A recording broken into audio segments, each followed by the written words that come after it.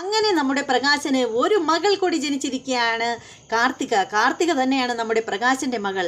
അങ്ങനെ പ്രകാശന്റെ മകൾ കാർത്തികയായി മാറുമ്പോൾ ആ കുട്ടിയുടെ അമ്മ ആരായിരിക്കും? ദീപയാണോ? ഏയ്, ദീപയല്ല. എന്തായാലും പ്രകാശന്റെ മറ്റൊരു അവിഹിത സന്തതിയുടെ അമ്മ എന്തായാലും ദീപയാവില്ലല്ലോ.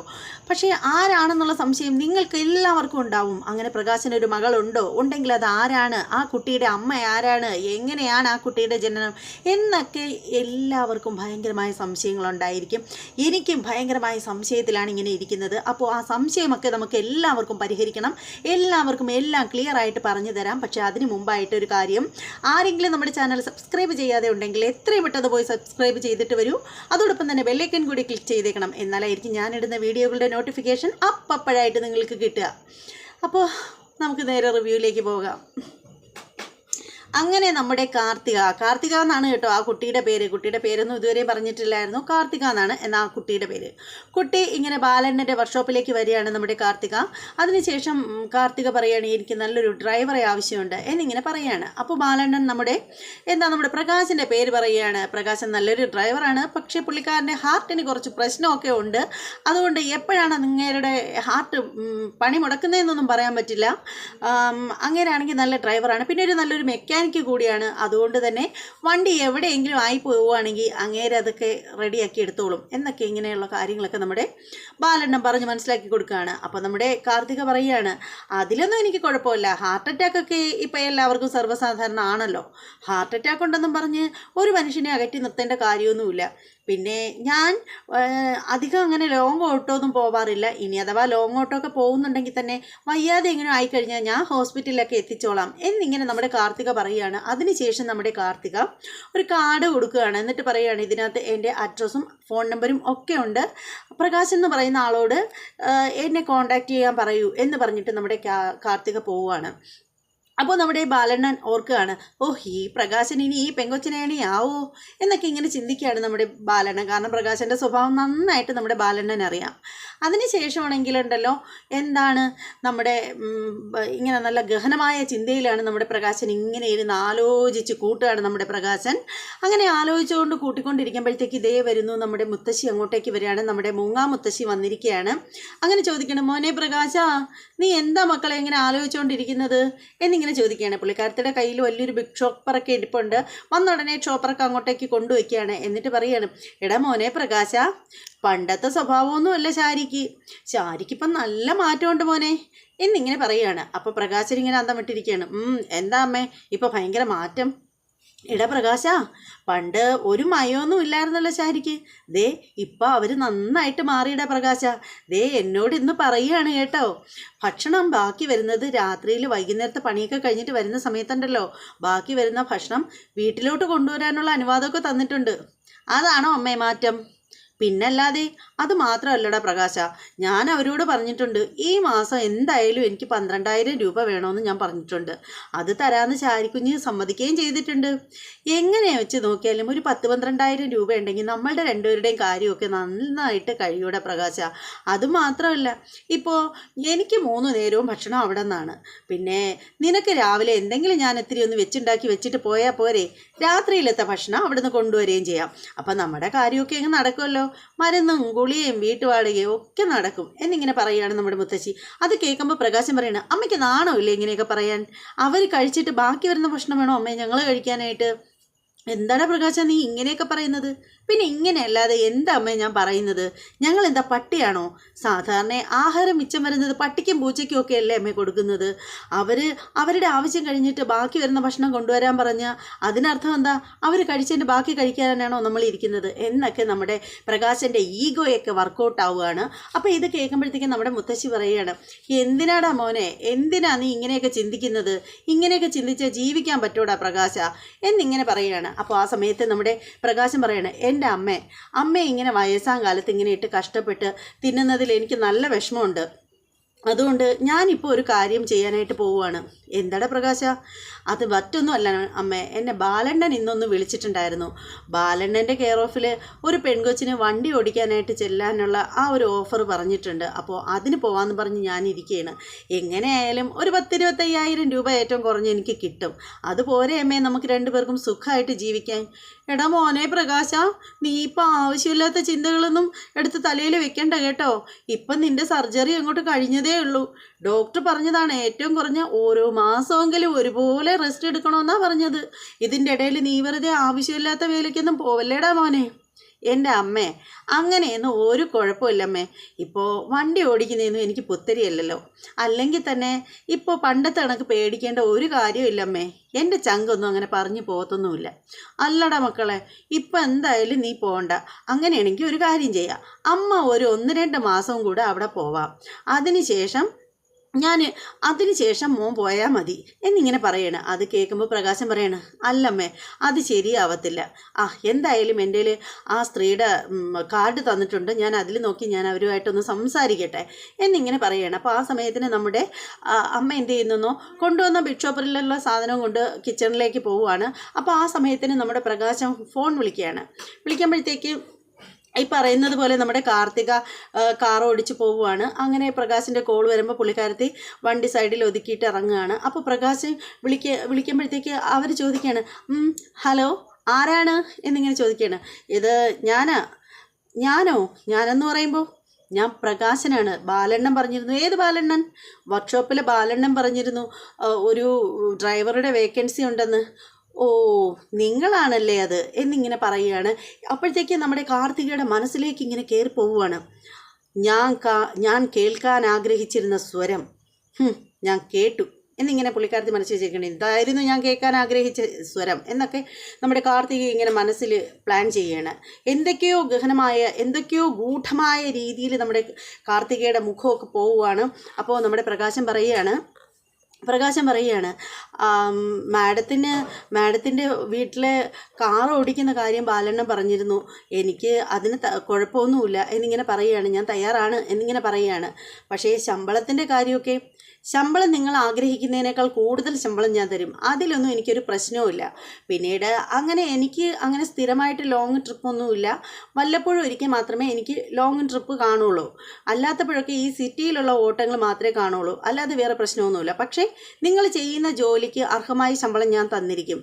അത് എനിക്കൊരു 10-25,000 രൂപ, ഒരു പ്രശ്നവുമില്ല. നിങ്ങൾ ധൈര്യമായിട്ടിരിക്കും. നിങ്ങൾക്ക് ശമ്പളമൊക്കെ ഞാൻ കറക്റ്റ് തരാം. പക്ഷേ ഒരു കാര്യമുണ്ട്, നിങ്ങളുടെ കഴിവ് നിങ്ങൾ തെളിയിക്കണം. അതിലായിരിക്കും പിന്നീട് തുടർന്നുള്ള നിങ്ങളുടെ ജോലി എന്നിങ്ങനെ പറയുകയാണ്. തുടർന്ന് നിങ്ങളെ ജോലിക്ക് വെക്കുന്നത് നിങ്ങളുടെ കഴിവ് തെളിയിച്ചതിന് ശേഷമായിരിക്കും. അപ്പോൾ പ്രകാശം പറയുകയാണ്, എനിക്ക് വേറെ പ്രശ്നമൊന്നുമില്ല. മാഡം പറയുന്നതെന്തും കേൾക്കാൻ ഞാൻ അർഹനാണ്. അതിന് എനിക്ക് പ്രശ്നമൊന്നുമില്ലെന്ന് പറയണം. അങ്ങനെയാണെങ്കിൽ ഞാൻ അറിയിക്കാം, നിങ്ങളെ ഒന്ന് കാണുന്നതിനെ പറ്റിയൊക്കെ അറിയിക്കാം എന്നിങ്ങനെ കാർത്തിക പറയുകയാണ്. അതിനുശേഷം നമ്മുടെ പ്രകാശൻ ഫോൺ വയ്ക്കുകയാണ്. അപ്പോഴത്തേക്ക് നമ്മുടെ മുത്തശ്ശി അങ്ങോട്ടേക്ക് വരികയാണ്. മുത്തശ്ശി എന്ന് പറയുന്നത് മൂങ്ങ മുത്തശ്ശി. അങ്ങനെ അങ്ങോട്ടേക്ക് വരുമ്പോഴത്തേക്ക് പ്രകാശിനോട് ചോദിക്കുകയാണ്, എന്തായി പ്രകാശ? അമ്മേ, ഞാനാണെങ്കിൽ അവരെ വിളിച്ചിട്ടുണ്ടായിരുന്നു. നല്ല സ്ത്രീയാണെന്ന് തോന്നുന്നു അമ്മേ. എന്നോട് പറഞ്ഞു ജോലിക്ക് ചെന്നോളാൻ പറഞ്ഞു. ചെന്നോളാൻ അത്ര തറപ്പിച്ച് പറഞ്ഞില്ല, എന്നാലും കുഴപ്പമില്ല അമ്മേ, ചെല്ലാൻ തന്നെയാണ് പറഞ്ഞത്. ആ രീതിയിൽ തന്നെയാണ് സംസാരിച്ചത്. എന്തായാലും ഈ ജോലി എനിക്ക് ഉറപ്പാ അമ്മേ. ഇതോടുകൂടി നമ്മുടെ കഷ്ടകാലം എല്ലാം മാറും. എങ്ങനെയായാലും ഒരു 10-25,000 രൂപ കിട്ടും. 25,000 രൂപ കിട്ടിക്കഴിഞ്ഞാൽ കൂടിപ്പോയാൽ എനിക്ക് അമ്മയ്ക്കും കൂടി ഒരു 10,000 രൂപ ചിലവാകുമായിരിക്കും. വീട്ടു ചിലവും മരുന്നും എല്ലാം കൂടി അത് മതി. അപ്പോൾ അതിന് ശേഷമുള്ള പൈസ ബാക്കിയുള്ളത് സ്വരുക്കൂട്ടി വച്ച് നമുക്ക് കുറച്ച് പൈസ ഇത്തിരി കൂടുതലാകുമ്പോൾ നല്ലൊരു വക്കീലിനെ കണ്ടിട്ട് ആരുടെയെങ്കിലും കയ്യോ കാലോ പിടിച്ച് നമ്മുടെ മോനെ ഇങ്ങ് ഇറക്കണം അമ്മേ. ശരിക്കും പറഞ്ഞാലുണ്ടല്ലോ, എൻ്റെ ഹൃദയത്തിനൊന്നും ഒരു കുഴപ്പമില്ലമ്മേ. അവനെക്കുറിച്ച് ഓർക്കുമ്പോഴുള്ള ആ ഒരു വിഷമം മാത്രമേ ഉള്ളൂ എന്നിങ്ങനെ പറയുകയാണ്. അപ്പോൾ നമ്മുടെ അമ്മ പറയുകയാണ്, എടാ മോനെ പ്രകാശ, എന്നാലും നിൻ്റെ ചങ്കൊന്ന് ശരിയാവട്ടെ മക്കളെ, എന്നിട്ട് നിനക്ക് ജോലിക്ക് പോന്ന പോരേടാ എന്നിങ്ങനെ ചോദിക്കുകയാണ്. അപ്പം നമ്മുടെ പ്രകാശം പറയണേ, അമ്മേ എൻ്റെ ചങ്കിനൊന്നും ഒരു കുഴപ്പമില്ല. അന്ന് പക്ഷേ എൻ്റെ ചങ്ക് നിലച്ചു പോയത് വേറൊന്നും കൊണ്ടല്ലമ്മേ. എൻ്റെ മോനെ എല്ലാവരും കൂടി ചേർന്ന് ജീപ്പിൽ കയറ്റി കൊണ്ടുപോകുന്ന കണ്ടപ്പോൾ എനിക്ക് സഹിക്കാൻ പറ്റിയില്ല. അങ്ങനെയാണ് എൻ്റെ ഹൃദയം നിന്നു പോയത്. അല്ലാതെ വേറൊരു കുഴപ്പമില്ലമ്മേ എനിക്ക് എന്നിങ്ങനെ പറയുകയാണ്. അപ്പോൾ എന്നിട്ട് നമ്മുടെ വിക്രത്തെക്കുറിച്ച് ഒരുപാട് പ്രതീക്ഷയോടുകൂടി പ്രകാശം സംസാരിക്കുകയാണ്. പ്രകാശം പറയാണ്, അമ്മേ, നമ്മളിവിടെ ഉറങ്ങി ഇങ്ങനെ കഴിയുമ്പോൾ അവൻ ജയിലിൽ കിടക്കുന്നത് എനിക്ക് സങ്കല്പിക്കാൻ പോലും പറ്റുന്നില്ല അമ്മേ. അതെനിക്ക് നല്ല വിഷമം ഉണ്ടാക്കുന്നു. പിന്നെ എങ്ങനെയെങ്കിലും അവനെ ഇറക്കണം, അതാണ്, എന്നാൽ മാത്രമേ എനിക്ക് മനസ്സമാധാനം കിട്ടൂ എന്നൊക്കെ പറഞ്ഞിട്ട് നമ്മുടെ പ്രകാശം സംസാരിക്കുകയാണ്. അമ്മ ഇങ്ങനെ നല്ല വിഷമമുണ്ട് അമ്മയുടെ മുഖത്ത്. കാരണം പ്രകാശന് അവരുടെ മകനാണല്ലോ. പ്രകാശനാണെങ്കിൽ ശരിക്കും പറയുകയാണെങ്കിൽ അസുഖം നന്നായിട്ട് മാറിയിട്ടുമില്ല. അങ്ങനെ നമ്മുടെ അമ്മ അങ്ങനെ കേട്ടുകൊണ്ടിരിക്കുകയാണ്. അതേ സമയത്ത് നമ്മുടെ കാർത്തിക വരികയാണ്. കാർത്തിക വന്നിറങ്ങുകയാണ്. കാർത്തികയുടെ മഞ്ഞ കാറിൽ വന്നിറങ്ങുകയാണ്. കാർത്തിക നേരെ നമ്മുടെ കല്യാണിയുടെ ഓഫീസിലേക്കാണ് വന്നിരിക്കുന്നത്. അങ്ങനെ നമ്മുടെ സെക്യൂരിറ്റിയുടെ അടുത്ത് ചെല്ലുകയാണ്. എന്നിട്ട് ചോദിക്കുകയാണ്, MD ഉണ്ടോ എന്നിങ്ങനെ ചോദിക്കുകയാണ്.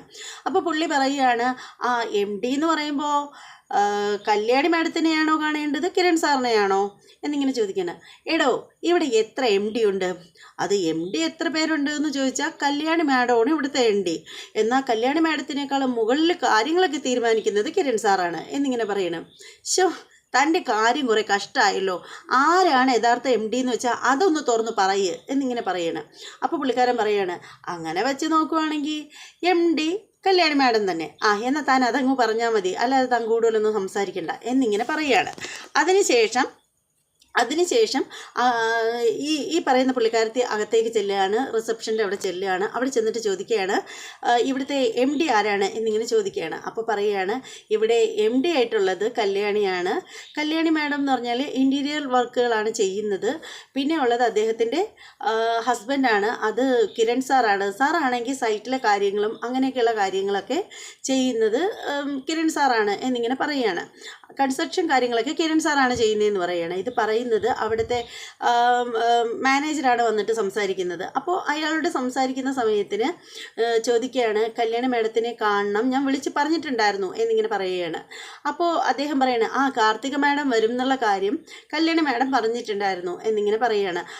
മാഡം അപ്പോൾ ഉടനെ നമ്മുടെ കാദംബരി പറയുകയാണ്, ഞാൻ അകത്ത് ചെന്നിട്ട് മാഡത്തിനോട് പറഞ്ഞിട്ട് വരാം എന്ന് പറഞ്ഞിട്ട് നമ്മുടെ കാദംബരി അകത്തേക്ക് പോവുകയാണ്. അപ്പോൾ നമ്മുടെ കാർത്തിക ഓർക്കുകയാണ്.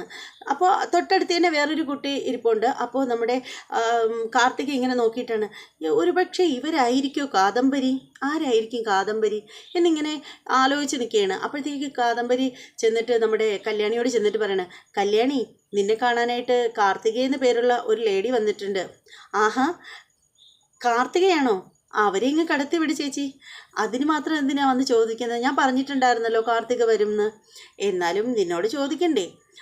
എന്തായാലും അവരോട് വരാൻ പറയേ എന്നിങ്ങനെ പറയുകയാണ്. അങ്ങനെ നേരെ നമ്മുടെ കാദംബരി അങ്ങോട്ടേക്ക് ചെല്ലുകയാണ്. ചെന്നിട്ട് പറയുകയാണ്, മാഡം അകത്തേക്ക് ചെല്ലാൻ പറഞ്ഞിട്ടുണ്ട് എന്നിങ്ങനെ പറയുകയാണ്. അപ്പോഴത്തേക്ക് നമ്മുടെ കാർത്തിക ചോദിക്കുകയാണ്, നിങ്ങളുടെ പേരെന്താണ് എന്നിങ്ങനെ ചോദിക്കുകയാണ്. അപ്പോൾ നമ്മുടെ കാദംബരി പറയണേ, എൻ്റെ പേര് കാദംബരി എന്നാണെന്ന് പറയുമ്പോൾ അവർ വളരെ ഇന്നസെൻസ് ആയിട്ട് ഇങ്ങനെ ചിരിക്കുകയാണ് നമ്മുടെ കാദംബരിയെ നോക്കി. എന്നിട്ട് അകത്തേക്ക് ചെല്ലുകയാണ്. അകത്തേക്ക് ചെല്ലുമ്പോൾ കല്യാണിയെ കാണുമ്പോൾ തന്നെ ഭയങ്കര സന്തോഷമാവുകയാണ്. കല്യാണിക്കും അതുപോലെ തന്നെ. അങ്ങനെ കല്യാണി പറയുകയാണ്, ഇരിക്കാൻ പറയുകയാണ്. അങ്ങനെ നമ്മുടെ കാർത്തിക അവിടെ ഇരിക്കുകയാണ്. അങ്ങനെ അവർ പരസ്പരം ഇങ്ങനെ നോക്കുന്ന സമയത്തിന് നമ്മുടെ കല്യാണി ഓർക്കുകയാണ്, ക്ഷേത്രത്തിൽ ഇങ്ങനെ വരുന്ന സമയത്തിന് ഇവർ പൂജയൊക്കെ കഴിഞ്ഞിട്ട് ക്ഷേത്രത്തിൽ നിന്ന് നമ്മുടെ സോണിയും കല്യാണിയും വരുന്ന സമയത്ത് ഈ പറയുന്ന നമ്മുടെ കാർത്തിക മനഃപൂർവ്വമാണ് ചെന്ന് തട്ടുന്നത്. കാര്യം എന്താണെന്ന് വെച്ചാൽ ഇവർ തമ്മിലൊരു ബോണ്ട് ഉണ്ടാവാൻ വേണ്ടിയിട്ട് മനഃപൂർവ്വമാണ് തട്ടുന്നത്. അപ്പോൾ പൂജിച്ചു കൊണ്ടുവന്ന പുഷ്പങ്ങൾ താഴെ പോയതും അത് ഇവർ 3 പേരും കൂടി ചേർന്ന് പെറുക്കിയെടുത്തത്, ഈ സംഭവങ്ങളൊക്കെ ഓർക്കുകയാണ് നമ്മുടെ കല്യാണി. അപ്പോൾ കല്യാണി പറയണേ, നിങ്ങളെയല്ലേ അന്ന് ക്ഷേത്രത്തിൽ വെച്ച് കണ്ടിട്ടുണ്ടായിരുന്നത്? നമുക്ക് അപ്പോൾ നേരത്തെ കാണാനൊരു വിധി ഉണ്ടായിരുന്നു അല്ലേ? നമ്മൾ തമ്മിലുള്ള ഈ കാഴ്ച അത് ദൈവഹിതമായിരിക്കും, വിധിയായിരിക്കും. അതുകൊണ്ടായിരിക്കും, അതിൻ്റെ ഭാഗമായിട്ടായിരിക്കും നമ്മൾ നേരത്തെ കണ്ടത് എന്നൊക്കെ ഇങ്ങനെ പറയണം. ക്ഷേത്രത്തിൽ വെച്ചല്ലേ നമ്മുടെ ആദ്യത്തെ കൂടിക്കാഴ്ച എന്നൊക്കെ നമ്മുടെ കല്യാണി സംസാരിക്കുകയാണ്. അപ്പം നമ്മുടെ കാർത്തിക പറയുകയാണ്, അതെ, ഞാൻ വന്നത് എന്തിനാണെന്ന് വെച്ചാൽ എൻ്റെ ബിസിനസ് സ്ഥാപനങ്ങളൊക്കെ എന്ന് വെച്ചാൽ തമിഴ്നാട്ടിലാണ്. പക്ഷേ ഇവിടെ ഒരു പുതിയ ബ്രാഞ്ച് തുടങ്ങാനായിട്ട് താല്പര്യമുണ്ട്. അപ്പോൾ അതിന് വേണ്ടിയിട്ടുള്ള ഇൻറ്റീരിയർ വർക്കൊക്കെ ചെയ്യിക്കാനായിട്ട് കല്യാണിയെ കൊണ്ട് ചെയ്യിക്കാൻ വേണ്ടിയിട്ടാണ് വന്നത് എന്നിങ്ങനെ പറയുകയാണ്. അപ്പോൾ കല്യാണി പറയുകയാണ്, ശരിക്കും പറയുകയാണെങ്കിൽ ഞാൻ ഇവിടുത്തെ MD ആണെന്ന് പറയുന്നെങ്കിലും ശരിക്കുള്ള MD എന്ന് പറഞ്ഞാൽ കിരണേട്ടനാണ് എന്നിങ്ങനെ പറയുകയാണ്. ഞാൻ MDയുടെ സ്ഥാനത്ത് ഇങ്ങനെ ഇരിക്കുന്നതേ ഉള്ളൂ, കാര്യങ്ങളൊക്കെ തീരുമാനിക്കുന്നത് കിരണേട്ടനാണ്. പക്ഷേ ഇപ്പോൾ കിരണേട്ടൻ ഇവിടെ ഇല്ല, കൺസ്ട്രക്ഷൻ വർക്ക് സൈറ്റിൽ പോയിരിക്കുകയാണെന്ന് പറയുകയാണ്. അപ്പോൾ പറയുകയാണ്, എനിക്ക് കുറച്ച് ഇൻറ്റീരിയർ വർക്കുകളുണ്ട്. അത് ഞാൻ അന്വേഷിച്ചപ്പോൾ അറിയാൻ സാധിച്ചത് ഈ നാട്ടിലെ ഏറ്റവും നല്ല ഇൻറ്റീരിയർ വർക്ക് ഡിസൈനർ എന്ന് പറഞ്ഞാൽ കല്യാണിയാണെന്നാണ് അറിയാൻ സാധിച്ചത്. അപ്പോൾ എൻ്റെ വർക്കുകളൊക്കെ കല്യാണി ഏറ്റെടുക്കണം എന്നിങ്ങനെ പറയുകയാണ്. അത് കേൾക്കുമ്പോൾ കല്യാണിക്ക് ഭയങ്കര സന്തോഷമാവുകയാണ്. അപ്പോൾ കല്യാണി യെസ് പറയുകയാണ്, കല്യാണിക്ക് സമ്മതമാണെന്ന് കല്യാണി പറയുകയാണ്. അപ്പോൾ പറയുകയാണ് അങ്ങനെയാണെന്നുണ്ടെങ്കിൽ നമുക്ക് അഡ്വാൻസ് കൈമാറാമെന്ന് പറയുകയാണ്. അപ്പോൾ കല്യാണി പറയുകയാണ് ഇപ്പോൾ അഡ്വാൻസ് ഒന്നും കൈമാറണ്ട, ഞാൻ സൈറ്റിൽ വരട്ടെ, നിങ്ങളുടെ വർക്ക് സൈറ്റ് വന്ന് കണ്ടതിന് ശേഷം നമുക്ക് അതൊക്കെ മതി എന്നിങ്ങനെ പറയുകയാണ്. അപ്പോൾ കാർത്തിക പറയണേ ഏയ് അതിൻ്റെ ആവശ്യമൊന്നുമില്ല, എനിക്കെന്തായാലും കല്യാണിയെ വിശ്വാസമാണ് എന്നും പറഞ്ഞിട്ട് പുള്ളിക്കാരത്തിയുടെ ബാഗ് തുറക്കുകയാണ്. അതിനകത്ത് നിന്നും ഒരു ചെക്ക് എടുത്ത് നമ്മുടെ കല്യാണിയുടെ കയ്യിൽ കൊടുക്കുകയാണ്. എന്നിട്ട് പറയുകയാണ് ഈ ചെക്ക് വച്ചോളൂ എന്ന് പറയണം. അപ്പോൾ കല്യാണി പറയണം അതിൻ്റെ ഒന്നും ഒരു ആവശ്യമില്ല, ഞാൻ സൈറ്റൊന്നും വന്ന് കണ്ടിട്ടേ ഇല്ലല്ലോ, പിന്നെ എന്താ സൈറ്റൊക്കെ ആദ്യം വന്ന് കാണട്ടെ അതിന് ശേഷം മതി ഇതൊക്കെ എന്നിങ്ങനെ പറയാണ്. അപ്പോൾ അവർ പറയണം അങ്ങനല്ല, എനിക്ക് കല്യാണിയെ വിശ്വാസമാണ്, കല്യാണിയുടെ കഴിവിലും എനിക്ക് വിശ്വാസമാണ്, അതുകൊണ്ട് എനിക്ക് വേറെ പ്രശ്നമൊന്നുമില്ല എന്നിങ്ങനെ പറയാണ്. എന്നിട്ട് അവർ രണ്ടുപേരും ഷേക്ക് ഹാൻഡ് കൊടുക്കുകയാണ്. അപ്പോൾ ആ സമയത്തിന് നമ്മുടെ കാർത്തിക മനസ്സിൽ പറയുകയാണ് അങ്ങനെ ഞാൻ എൻ്റെ അനിയത്തിയുമായിട്ട് ഒരു കരാറിൽ ഏർപ്പെട്ടിരിക്കുകയാണ്, എൻ്റെ അനിയത്തിയെ അങ്ങനെ എനിക്ക് കണ്ടുമുട്ടാൻ സാധിച്ചു എന്നിങ്ങനെ കാർത്തിക മനസ്സിൽ പറയുകയാണ്. അതിനുശേഷം കാർത്തിക പോവുകയാണ്, ടാറ്റ ബൈ ബൈ ഒക്കെ പറഞ്ഞിട്ട് പോവുകയാണ്. അപ്പോൾ കാർത്തിക പോയി കഴിയുമ്പോഴത്തേക്ക് കല്യാണി ആ ചെക്കിൽ നോക്കുമ്പോൾ വലിയൊരു എമൗണ്ടാണ് എഴുതിയിരിക്കുന്നത്. 5 ലക്ഷം രൂപയാണ് പുള്ളിക്കാരത്തി ചെക്ക് കൊടുത്തിരിക്കുന്നത് നമ്മുടെ കല്യാണിക്ക്. അങ്ങനെ കല്യാണി ഇങ്ങനെ മനസ്സിൽ പറയുകയാണ് ഇതിൻ്റെ വല്ല ആവശ്യം ഉണ്ടായിരുന്നോ, ഇത്രയും രൂപയൊക്കെ എന്തിനായിരുന്നു എന്നൊക്കെ ഇങ്ങനെ ആലോചിച്ചിട്ട് കല്യാണി ആ ചെക്ക് അങ്ങ് മേശയുടെ ഡ്രോയിൽ വെക്കുകയാണ്. അതേ സമയത്തുണ്ടല്ലോ നമ്മുടെ പുള്ളിക്കാരൻ്റെ പേര് മനോഹർ. അങ്ങനെ നമ്മുടെ മനോഹറാണെങ്കിൽ കണ്ണാടിയിൽ നോക്കി ഇങ്ങനെ ഭയങ്കരമായിട്ട് മൂളിപ്പാട്ടൊക്കെ പാടി ഇങ്ങനെ അണിഞ്ഞൊരുങ്ങുകയാണ്. അണിഞ്ഞൊരുങ്ങിക്കൊണ്ടിരിക്കുമ്പോഴത്തേക്ക് ഇടയ്ക്ക് വെച്ച് പുള്ളിക്കാരൻ പാട്ടൊക്കെ അങ്ങ് ബ്രേക്ക് ചെയ്യുകയാണ്. അതിനുശേഷം പുള്ളിക്കാരൻ പറയുകയാണ് എൻ്റെ ഒരു തലയിലെഴുത്ത്, സാധാരണ ഞാൻ ഒരു പെൺകുട്ടിയെ വിവാഹം കഴിച്ചു കഴിഞ്ഞാൽ കൂടിപ്പോയ ഒരു 6 മാസം ഞാൻ അവിടെ നിൽക്കും, അതിനാ വെച്ച് ഞാൻ മുങ്ങുന്നതാണ് എൻ്റെ പതിവ്. പക്ഷേ ഇവിടെ മാത്രം എന്ത് പറ്റിയെന്നറിയില്ല, എനിക്ക് മുങ്ങാനേ പറ്റിയില്ല, എങ്ങും വേറെ ചെന്ന് കല്യാണം കഴിക്കാനും പറ്റിയില്ല. ഇവളാണെങ്കിലുണ്ടല്ലോ എന്നെ നീരാളി പിടിക്കുന്ന കണക്ക് പിടിച്ചു വെച്ചിരിക്കുകയാണ്, എനിക്ക് എങ്ങോട്ടും തിരിയാനും പറ്റുന്നില്ല. എന്നാൽ ഇതിൻ്റെ ഇടയ്ക്ക് തന്നെ ഞാൻ കഷ്ടപ്പെട്ട് ജുബാനെയും ഈ പറയുന്ന കണക്ക് ജുബാനെയും അർബാനെയും ഇവരെയൊക്കെ സെറ്റാക്കി വെച്ചതായിരുന്നു. പക്ഷേ എന്ത് ചെയ്യാനൊക്കും, ഇവളെ വിട്ടിട്ട് എങ്ങോട്ടും പോകാൻ പറ്റുന്നില്ല, ഇത് വല്ലാത്തൊരു തലയിലെടുത്ത് തന്നെ എന്നൊക്കെ പുള്ളിക്കാരൻ പറയണം. എന്തായാലും ഇനിയിപ്പോൾ പുതിയൊരാളെ കിട്ടിക്കഴിഞ്ഞല്ലോ, അതായത് നിഷയുമായിട്ടുള്ള എൻഗേജ്മെൻറ്റിന് പോകാനായിട്ടാണ് പുള്ളിക്കാരൻ, നിഷയും മനോഹറും തമ്മിലുള്ള എൻഗേജ്മെൻറ്റാണ്, അതിന് പോകാനുള്ള ഒരുക്കങ്ങളൊക്കെയാണ് നമ്മുടെ മനോഹർ നടത്തിക്കൊണ്ടിരിക്കുന്നത്. അപ്പോഴത്തേക്ക് നമ്മുടെ സരയും അങ്ങോട്ടേക്ക് വരികയാണ്. സരയ് ചോദിക്കുകയാണ് മനുവേട്ടൻ ഇതെന്താ തന്നെത്താനെ വർത്താനം പറയുന്നത്? മോളു ഞാനത് തന്നെത്താനെ വർത്തമാനം പറഞ്ഞതെന്ന് വെച്ചാലേ ഞാൻ എന്നോട് പ്രാർത്ഥിക്കുകയായിരുന്നു മോളൂനെ എനിക്ക് ഭാര്യയായി കിട്ടിയതിന്. അതിന് മനുവേട്ടനോട് പ്രാർത്ഥിക്കുന്നു? അതേ മോളു, ഞാൻ എന്നോട് പ്രാർത്ഥിക്കുകയായിരുന്നു, ഇനി ഈ ജന്മത്തിലും അടുത്ത ജന്മത്തിലും ഇനി വരുന്ന ജന്മങ്ങളിലെല്ലാം എനിക്ക് ഭാര്യയായിട്ട് മോളൂനെ മാത്രം കിട്ടണേന്ന് ഞാനിങ്ങനെ പ്രാർത്ഥിച്ചുകൊണ്ടിരിക്കുകയായിരുന്നു എന്നിങ്ങനെ പറയുകയാണ്. ഇത് കേൾക്കുമ്പോൾ സരയും അങ്ങ് വീണ് പോവുകയാണ്, ബോംബെ മുട്ടായി പോലെ ഇങ്ങനെ അലിഞ്ഞു പോവുകയാണ് നമ്മുടെ സരയും. അപ്പോഴത്തേക്ക് നമ്മുടെ മനോഹർ പറയുകയാണ് മോളു, എനിക്ക് അത്യാവശ്യമായിട്ട് ഒരു ബിസിനസ്സിൻ്റെ ഒരു മീറ്റിംഗ് ഉണ്ട്, അതൊരു വലിയ 5 സ്റ്റാർ ഹോട്ടലിൽ വെച്ചാണ്. എന്തായാലും ഞാൻ ആ ഹോട്ടലിലേക്ക് ഒരു മാസത്തേക്ക് ഞാൻ റെൻറ്റിന് കൊടുത്തിട്ടിരിക്കുകയാണ്, കാരണം വരുന്ന മീറ്റിങ്ങുകളൊക്കെ അവിടെ വെച്ചാണ്, വരുന്നവരൊക്കെ ഉണ്ടല്ലോ VIP ഒക്കെയാണ് വരുന്നത് എന്നിങ്ങനെ പറയുകയാണ്. അപ്പോൾ സരയ് പറയണേ VIP ഒക്കെ വരികയാണെങ്കിൽ മനുവേട്ടന് കഴുത്തിലൊരു ടൈ ഒക്കെ കെട്ടിക്കൊണ്ട് പോയിക്കൂടെ? മോളു, ടൈയൊക്കെ ഞാൻ ഇവിടെ ഹോട്ടലിൽ കരുതി വെച്ചിട്ടുണ്ട്, ഇവിടെ നിന്ന് കെട്ടിക്കൊണ്ട് പോകണ്ടെന്ന് വിചാരിച്ചത് കൊണ്ടാണ് എന്നിങ്ങനെ പറയുകയാണ്. അപ്പോൾ സരയ് പറയുകയാണ് അങ്ങനെയാണെങ്കിൽ ഞാനും കൂടി വരാൻ മനുവേട്ടാ, എനിക്കും കൂടി അവരെ കാണാമല്ലോ. വേണ്ട മോള് വരണ്ട എന്നിങ്ങനെ പറയണം. മോള് വരണ്ട, നമ്മൾ എന്തിനാ വെറുതെ ഈ ബിസിനസ് മീറ്റിംഗ് ഒക്കെ നടക്കുന്നതിൻ്റെ ഇടയിൽ മോള് വരാതിരിക്കുന്നതാണ് നല്ലത്, പോരെങ്കിൽ മോളും ഇപ്പോൾ പ്രഗ്നൻ്റ് അല്ലേ എന്നിങ്ങനെ പറയുകയാണ്.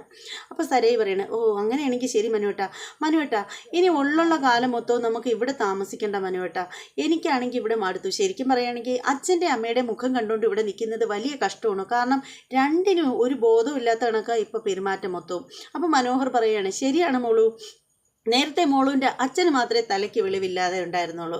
ഇപ്പം മോളുവിൻ്റെ അമ്മയ്ക്കും കൂടി എന്തൊക്കെയോ കുഴപ്പങ്ങൾ സംഭവിച്ചിട്ടുണ്ട്. മോളും അല്ലെങ്കിൽ മോളുവിൻ്റെ അമ്മയെ ഒന്ന് നന്നായിട്ടൊന്ന് വീക്ഷിച്ച് നോക്കിയേ എന്നിങ്ങനെ പറയുകയാണ്. അപ്പോൾ നമ്മുടെ സരയു പറയുകയാണ്, അതേ മനുവേട്ട, ഞാൻ മടുത്തു. ഇനി ഒരു കാര്യം എനിക്ക് മനുവേട്ടനോട് പറയാനുണ്ടായിരുന്നു. എന്താ മോളു, എന്താണെങ്കിലും നീ ഒന്ന് പെട്ടെന്ന് പറ, എന്താ കാര്യം? അത് മനുവേട്ട, ഇനി നമുക്ക് രണ്ടുപേർ കൂടെ നമുക്ക് മാത്രം അമേരിക്കയിലേക്ക് അങ്ങ് പോയാലോ? അച്ഛനെയും അമ്മയും കൊണ്ടുപോകണ്ട, രണ്ടുപേരും ഭയങ്കര പ്രശ്നക്കാരാണ് എന്നിങ്ങനെ പറയുകയാണ്. അപ്പോൾ മനോഹർ പറയാണ്, ആ മോളു, അതെ, അതിപ്പോൾ അങ്ങനെ പൊയ്ക്കൂടെ മോളു ഇപ്പോൾ ഗർഭിണിയല്ലേ? ഇങ്ങനെ ഫ്ലൈറ്റ് ഉണ്ടല്ലോ, ഇങ്ങനെ പൊങ്ങി പോകുമ്പോഴുണ്ടല്ലോ നമ്മുടെ കുഞ്ഞ് പേടിക്കും. അതുകൊണ്ട് മോള് പോകണ്ട, അത് കുഞ്ഞിന് ദോഷമാണ് കേട്ടോ. അപ്പോൾ ഇനി പുതിയൊരു ഫ്ലൈറ്റൊക്കെ അതിന് വേണ്ടിയിട്ട് സെറ്റാക്കുന്നുണ്ടെന്ന് ഞാൻ അറിഞ്ഞിട്ടുണ്ട്. വില ഇത്തിരി കൂടുതലായിരിക്കും ടിക്കറ്റ് ചാർജൊക്കെ, എന്നാലും കുഴപ്പമില്ല. ആ ഫ്ലൈറ്റ് ഒന്ന് ഇറങ്ങിയതിന് ശേഷം മോളുവിനെയും കൊണ്ട് ഞാൻ പോവാം എന്നിങ്ങനെ പറയുകയാണ്. മന്ദബുദ്ധിയായ സരയും അതങ്ങ് വിശ്വസിക്കുകയാണ്. അങ്ങനെ നമ്മുടെ മനോഹർ പറയുകയാണ്, ഞാനുണ്ടെങ്കിലോ മോളു, നിന്നെക്കുറിച്ച് എപ്പോഴും ഇങ്ങനെ ഓർത്തുകൊണ്ടിരിക്കും. നീ എൻ്റെ ഭാര്യയായിട്ട് വന്നതാണ് എൻ്റെ ഏറ്റവും വലിയ ഭാഗ്യം എന്നാണ് ഞാൻ ചിന്തിക്കുന്നത്. എൻ്റെ ബിസിനസ്സൊക്കെ നന്നായിട്ട് മെച്ചത്തിൽ പോവുകയാണ് മോളു എന്നൊക്കെ ഇങ്ങനെ പറയുകയാണ്. അപ്പോൾ നമ്മുടെ സരയും ഇങ്ങനെ നമ്മുടെ മനോഹറിനെ ഹഗ് ചെയ്യുകയാണ് ഭയങ്കര സ്നേഹത്തോടു കൂടി. അപ്പോൾ എന്നിട്ട് ഇങ്ങനെ വിടുന്നില്ല. അപ്പോൾ മനോഹർ പറയണേ, എൻ്റെ പൊന്നെ ഒന്ന് വിടടി, എനിക്കൊന്ന് പോകണം, നീ ഒന്ന് വിടടി, അവിടെ നിഷ കാത്തിരിക്കുകയാണ് എൻഗേജ്മെൻറ്റിനായിട്ട് എന്നൊക്കെ പറഞ്ഞിട്ട്. അപ്പോഴത്തേക്കും നമ്മുടെ സരയു പറയണം, മനുവേട്ട ഞാനും വരുന്നു മനുവേട്ട. അപ്പോൾ ഉടനെ മനോഹർ മനസ്സിൽ പെട്ട്. അപ്പോൾ ഉടനെ മനോഹർ ചോദിക്കണേ, മോളും എന്തിനാണ് വരുന്നത്? അല്ല മനുവേട്ട, ഞാൻ ആ ഗേറ്റിൻ്റെ അവിടം വരെ വരാം. എന്തിന്? വെറുതെ അത്രയും നേരം കൂടി മനുവേട്ടനെ കാണാമല്ലോ. ആ മോള് വന്നോ എന്ന് പറഞ്ഞിട്ട് മനോഹർ ഇങ്ങനെ പോവുകയാണ്. പിന്നെ അതിനുശേഷം കാണിക്കുന്നതെന്ന് വെച്ചാൽ നമ്മുടെ